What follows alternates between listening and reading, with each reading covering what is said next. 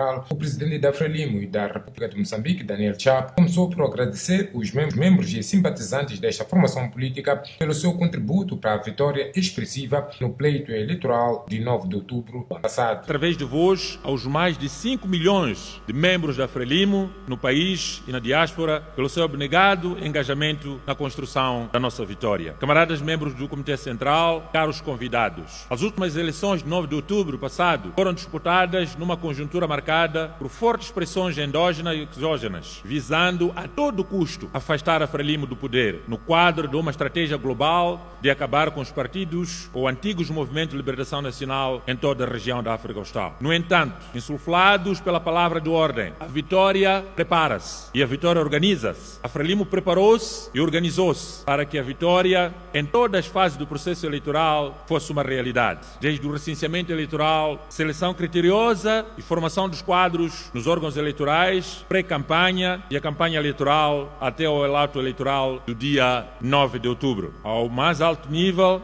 ou melhor, ao alto nível de preparação e organização da Frelimo, permitiu o seu candidato enfrentar e derrotar os adversários, fazendo prevalecer a vontade genuína do cidadão eleitor expressa através do voto depositado na urna. Camaradas, esta é a verdadeira verdade eleitoral. Para Daniel Chapo, as manifestações violentas, ilegais e até criminosas que seguiram as eleições do ano passado não tinham outra agenda senão a intenção de desestabilizar o país e retirar a Frelimo numa intenção deliberada de afastar do poder os partidos africanos libertadores dos seus países. A Frelimo e o seu candidato venceram as eleições de 9 de outubro e as manifestações violentas, ilegais e criminosas não têm respaldo nos resultados eleitorais, mas estão simplesmente numa agenda meticulosamente preparada para desestabilizar o país e, sobretudo, estrangular a nossa economia. Dirigimos uma palavra de apreço e reconhecimento aos membros do Comitê Central, aos militantes, simpatizantes e à população pela determinação demonstrada no período pós-eleitoral em defesa da vitória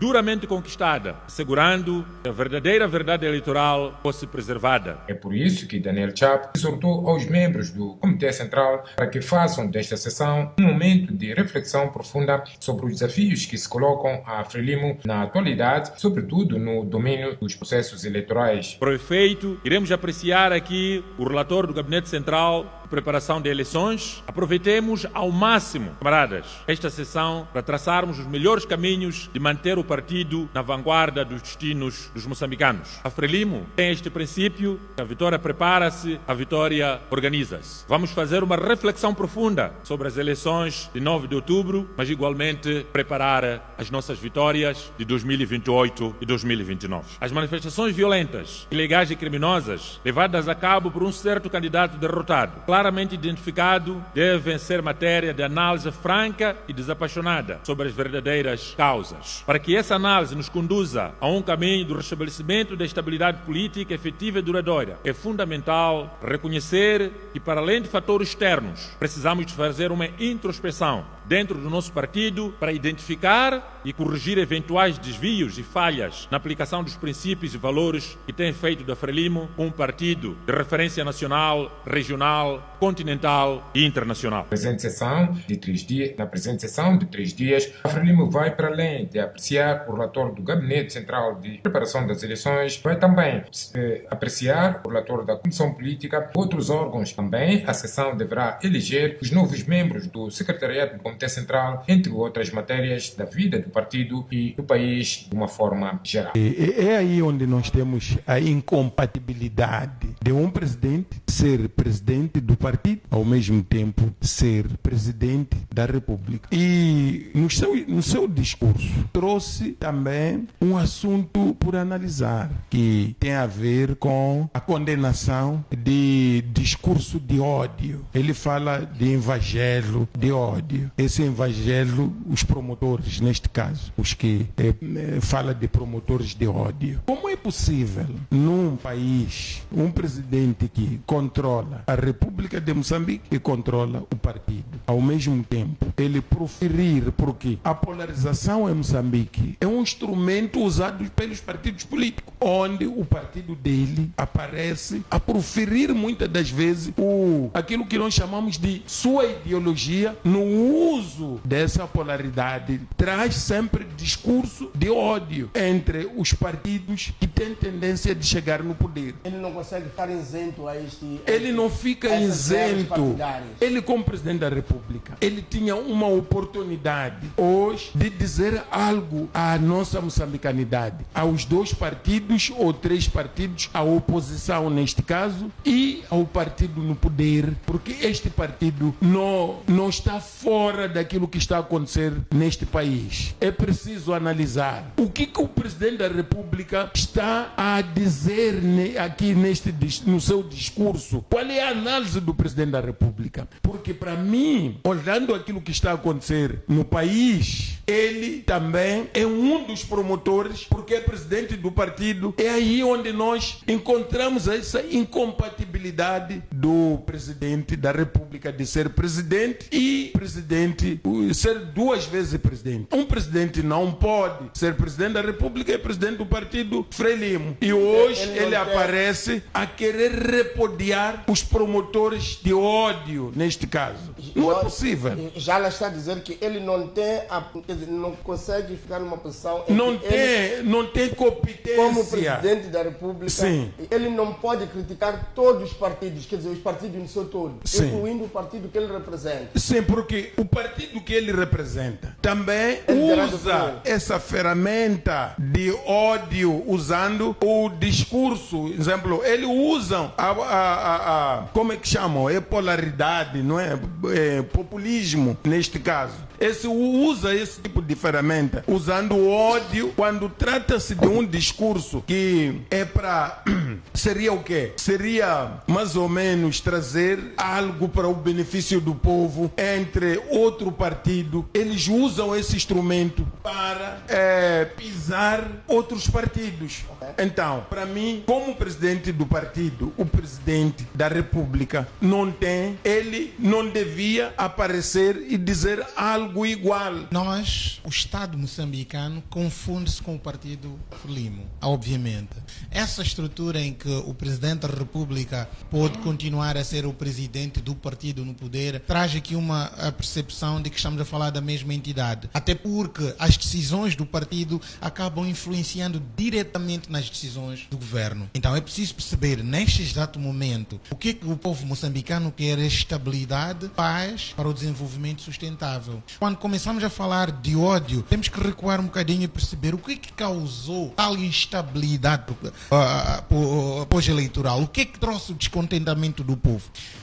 Repare, o Partido Frelimo é totalmente centralizado, focado apenas no bureau político e no comitê central, em que existe uma elite que exerce um grande poder sobre essas duas estruturas, e na sua maioria esta elite é composta pelos antigos combatentes, pelos indivíduos que faziam parte do movimento libertador.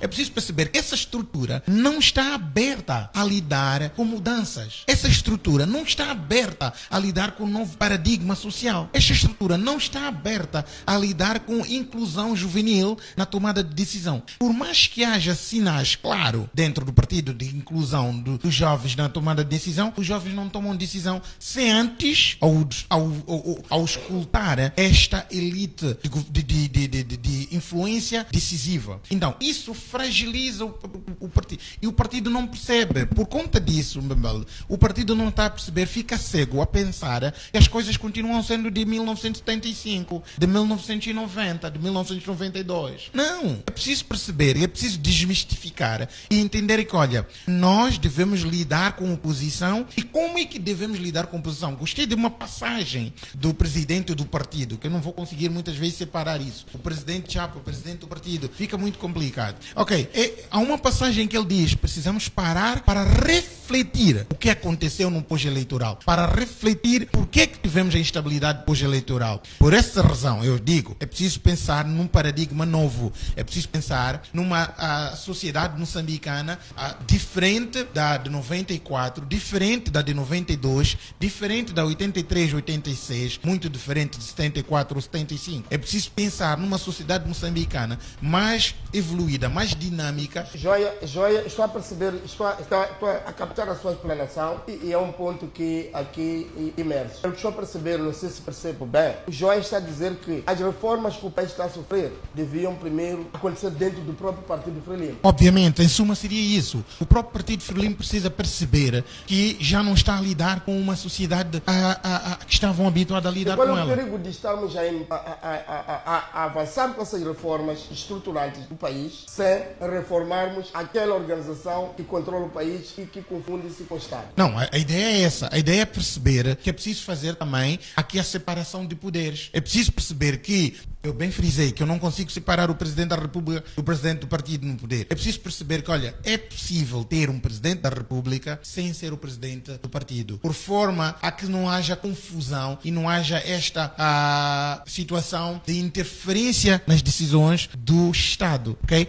Se vocês repararem, todas as ações decisivas do partido têm uma interferência direta na estrutura governativa. Penso que o presidente Chapo não está a conseguir ser presidente de um Estado de Direito democrático, porque ele está na continuidade e ainda pensa como pensava o presidente Samora Machel. Eu tenho estado a ouvir algumas passagens, algumas memórias do presidente Samora Machel, quando condena o imperialismo e diz que o imperialismo diz que o socialismo não é coisa boa para a administração dos países. Aquilo que é bom é a democracia. E, no entanto, ele repudia exatamente, veementemente, a democracia. Então, porque naquela altura, não é, faz sentido, a Frelimo era partido único. E eu quero recordar aqui que na altura da independência, em 1974, nós recebemos vários grupos que quiseram se instalar no país como partidos políticos. Recordo-me da Gumo, do Corremo, do Fumo, etc, etc. Então, esses grupos políticos quiseram se instalar dentro do país como partidos e foram severamente combatidos, porque naquela altura o único que devia ser o guião da pátria moçambicana era exatamente a Frelimo. Naquele contexto, podíamos aceitar que o presidente, na altura, pudesse falar mal sobre o surgimento dos outros partidos. Esta tendência, na altura, não era bem vista. Mas é preciso termos em conta que o que funcionou foi exatamente a questão da Guerra Fria que se registrava naquela altura. E quem ganhou em Moçambique foi o leste. Portanto, o grupo que era chefiado pela antiga União Soviética, pela China, pelo Vietnã, etc, etc, que faziam parte deste bloco do leste. Hoje, a situação é outra. E é por isso que quando Samora Machel começa a notar que, afinal de contas, fomos enganados, nós escangalhamos totalmente aquilo que foi o aparelho do Estado colonial, as suas indústrias, e ficamos no fracasso. Ele volta e começa a refletir mudanças no país. É quando então, infelizmente, há plano dele ser assassinado. E Samora Machel foi executado, não é? Num acidente de viação. Aliás, costuma-se dizer que é acidente de viação, mas para mim foi num atentado de aviação. Porque quando se fala de ter se montado os voos, etc, etc, mostra claramente que aqui houve... Mas quem terá enganado Samora Machel na altura? O Bloco Leste todo, porque quem fez com que Moçambique ficasse destruído, tivesse a nossa economia totalmente destruída, foi exatamente o Bloco Leste, chefiado pela União Soviética, a China, o Vietnã e a Coreia, etc, etc. Então são esses que entraram em Moçambique como cooperantes e fizeram muitos estragos naquilo que era a indústria moçambicana naquela altura. Eu quero recordar, e sempre frisei aqui, que em 1974 Moçambique ombreava com a África do Sul em termos industriais. E eu provo isso, não é? Ombreava. A única coisa que a África do Sul tinha mais era exatamente a exploração mineira e também a indústria de automóveis e de aviação. A África do Sul naquela altura já fabricava aviões, até aviões militares, os famosos São Panteras, uma coisa assim parecida, que são um pouco parecidos com os Mirage. Agora, o presidente Chapo, nesta altura, ele está completamente desorientado, está fora de si e parece-me que quer utilizar o mesmo instrumento que foi utilizado há mais de 50 anos, há cerca de 50 anos atrás, não é? Para poder dominar os moçambicanos. Mas a juventude, esta juventude é outra. E ele tem que refletir muito bem. Eu não sei se ele tem conselheiros ou não. Porque quando começa a disparar palavras, não é, que põem em causa a democracia, tentando defender-se, apelidando aqueles que amam exatamente a democracia, amam o progresso nacional, ele está a pôr em causa os seus próprios ideários. Por quê? Repara que quando ele diz que um dos candidatos, não é? Um dos candidatos é que está a fazer esse alvoroço todo no país, isso é uma pura mentira. Isto é uma pura mentira. Quando ele diz que os membros sêniores da Frelimo devem descer para as bases para poder informar ao povo quem é o verdadeiro vencedor das eleições, qual é a verdadeira verdade eleitoral, sinceramente, ele está a pôr em causa, não é? Porque muitos membros sêniores da própria Frelimo vieram aqui abertamente e disseram: entreguem o poder ao Venâncio Mondlane porque ganhou as eleições. O problema qual é? É que eu acho que é uma autêntica hipocrisia quando começa a disparar palavras insultuosas, diga-se a bom da verdade, porque politicamente não são aceitáveis no tempo em que nós estamos, não é? No contexto universal em que nós nos encontramos, de que há aqui grupos que estão a criar facções para poder a todo custo derrubar os países libertadores. A Frelimo governou nos últimos tempos totalmente mal esse país. E nos últimos 10 anos foi um escândalo. Esta vitória foi fabricada, não é uma vitória real. É por isso que mesmo assentos variaram em algum momento. Foi decidido nas instituições. Todo mundo sabe. Ele sabe. E ele, como presidente do partido Frelimo, ele não tinha como contrariar os mandantes dentro do partido Frelimo, porque tem aqueles que mandaram a ele para estar ali. Ele está a cumprir e o que o partido quer, porque ele não pensa por ele. Tem outros que precisam querer para ele. Tudo o que ele fala já foi pensado por aqueles que querem, que não conhecemos. Uma força invisível. Então, o presidente do partido Frelimo tem sua razão. E eu só tenho pena do país que nós temos, porque se as coisas continuar desse jeito, eu tinha tanto respeito com o presidente da República, pela sua forma de ser, conheci como jornalista, e a sua simplicidade, jurista que ele é, e sempre eu depositei nele que tinha uma confiança, os discursos de que havia de diminuir as mordomias no Estado e as coisas continuam como estavam, ou na pior. No lugar de diminuir, aumentou mais ministérios. É aquilo que eu disse, que o presidente da República, primeiro, ele tinha oportunidade de aconselhar, primeiro, o seu partido, buscar uma reconciliação nacional genuína, que era parar com os promotores de ódios, porque existem esses promotores de ódio, de verdade, pensar diferente e criar uma unidade nacional. Mas os discursos em si continuam a serem discursos agressivos. E quando continuar com esta estratégia de populismo, como se diz, nós vamos destruir o país. Ninguém vai destruir o país, somos nós que vamos destruir. E o presidente, como presidente da República, ele devia aconselhar aos partidos moçambicanos, porque ele é presidente de todos os partidos em Moçambique. Não olhar, esquecer que os partidos políticos usam os instrumentos, exemplo, o populismo para atingir os seus objetivos. Renamo usa isso. MDM usa isso. Nós já instalamos essa cultura. A Frelimo usa isso. E algumas vezes um confronto direto com a arma, e tem mais um instrumento do Estado, a UIR, que olha para um lado que não favorece, não dá salário. A Frelimo está preocupada com a sua própria imagem. Ao ouvir o presidente do partido preocupado com o evangelho de ódio, significa que em algum momento ele percebeu que as estratégias de manipulação não funcionaram. As estratégias de manipulação jamais tinham anteriormente recebido um troco, vou usar esse termo. Fomos manipulados antes e diabolizávamos todos os que fossem da oposição e não havia o troco. E acreditávamos que estávamos num bom caminho. Quando nos foi aberto e foi-nos lavado a cara, percebíamos que devíamos devíamos dar o troco. Não estavam preparados para receber. Não há ainda uma abertura para perceberem mudanças. Eu disse no início, ainda não há a nível do partido do poder abertura para perceber mudanças estruturais, para perceber mudanças sociais e para perceber que eles devem começar a estruturar as suas intervenções e a forma de lidar com os problemas sociais do jeito diferente. Olha, o candidato a que se refere, ele não estava a evangelizar o ódio. Pelo contrário, o povo acabou agindo na proporção da opressão que foi sofrendo. Era o troco à opressão que vinha sofrendo. Porque achou-se que haviam de continuar a pautar pela mesma estratégia de opressão que anteriormente foi usado em outros pleitos eleitorais e continuar assim, na boa, sem que houvesse a participação ou a ação popular. Desta vez o cenário foi bem diferente.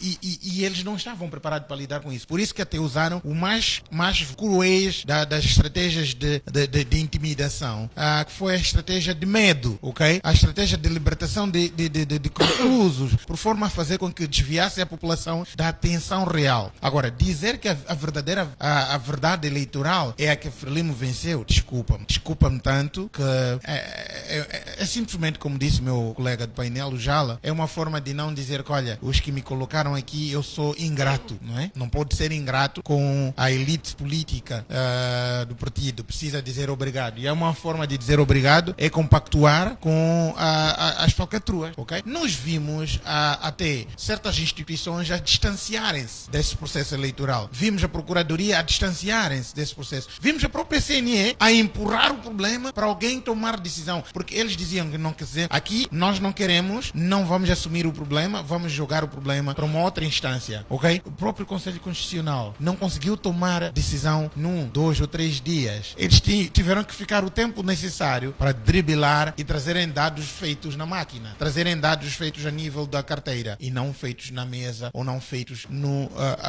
na Assembleia de Voto. É tempo, mais uma vez, é tempo para processarem mudanças. É tempo para perceber que a sociedade moçambicana não é a mesma. Ok, não há evangelho de ódio. Há, pelo contrário, troco a intervenção que esta estrutura política, esta organização política, porque também se confunde com o governo, esta instituição tem agido. Eles têm que perceber uma coisa. O Presidente da República, ao ser Presidente do partido, ele também renega aos outros que têm uma forma de pensar diferente. Quer dizer, ele deixa de ser Presidente dos moçambicanos, porque nem todos os moçambicanos são daquele partido. Existem moçambicanos que são de outros partidos. E ele tem que perceber que esses moçambicanos de outros partidos precisam de espaço também para colocar os seus problemas. Eu ouvi atentamente o discurso inaugural deste Comitê Central do presidente Daniel Francisco Chapo. E para mim, até deu um susto, porque o verdadeiro evangelho do ódio foi pregado por ele. Ele ali deu uma homilia de ódio. E a mais, eu sempre disse aqui que o presidente Nunes concedeu um indulto geral a todos os seus comparsas envolvidos nas dívidas ocultas. O presidente Chapo não teve coragem de poder dar um indulto geral aos manifestantes, porque reconciliação dentro de si não existe. E ainda mais, o medo daquelas pessoas que foram sequestradas nas suas casas,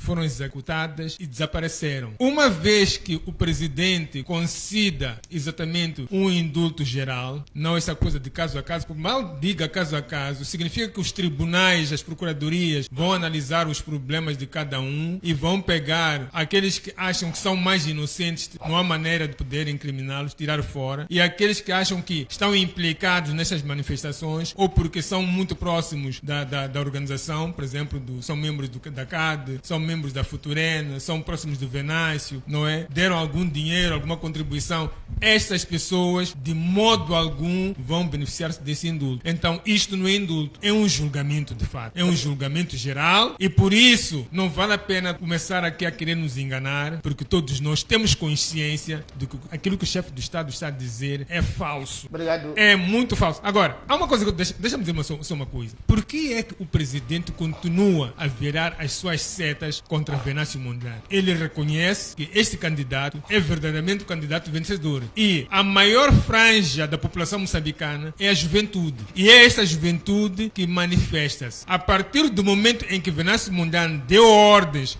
para parar com as manifestações pararam. Quer dizer o quê? Que este candidato tem autoridade sobre a maioria dos moçambicanos. No dia que Venâncio dizer o contrário, nós teremos o país a arder. É preciso perceber que a Frelimo está habituada a lidar com candidatos como o Lutero Simango, o Suf Mumad. Perdemos, ok, acabamos. Acabou, vamos esperar daqui a mais 5 anos. Não está habituado a lidar com um candidato que vai ombrear na mesma proporção, ok? E estava preparado, possivelmente, para influenciar aquele candidato. Mas desta vez não foi igual. Por essa razão, eles ficaram completamente desnorteados, completamente sem rumo, sem norte, porque lidaram com um candidato imprevisível, uma nova experiência. Por essa razão, constitui um dos pontos importantes de debate do partido. Veja, isso é extremamente estranho para aquele partido. Tu estás a fazer uma reunião de base, uma reunião daquela nacional, em que o seu ponto, um ponto de discussão, um ponto de agenda é discutir o seu adversário. A questão da FAO, não é? A Frente Ampla da Oposição, que era chefiada pelo próprio Forquilha e o Salomão Muxanga. E eu recordo aqui que a CTA convidou a FAO, os partidos que fazem parte da FAO, são os partidos não parlamentares, todos os partidos não parlamentares, menos o Partido Trabalhista, mas alguns, já são 3 que não participaram na FAO. E a CTA, não é? Tentou comprar as mentes dos presidentes dos partidos da FAO. Chamou-lhes, ou chamou-nos para o Indico Hotel, não é? Lá na Indo Village, exatamente. Para quê? Para uma reunião. Até ficamos admirados. Como é que CTA vai convidar partidos? E então tentaram pagar algum dinheiro, não é? E ali houve uma confrontação direta. Eu recordo aqui o João Maçã que disse, não, nós não estamos para isso. Acabaram cabisbaixo saindo, mas foram dar os 219 milhões de meticais ao Albino Forquilha.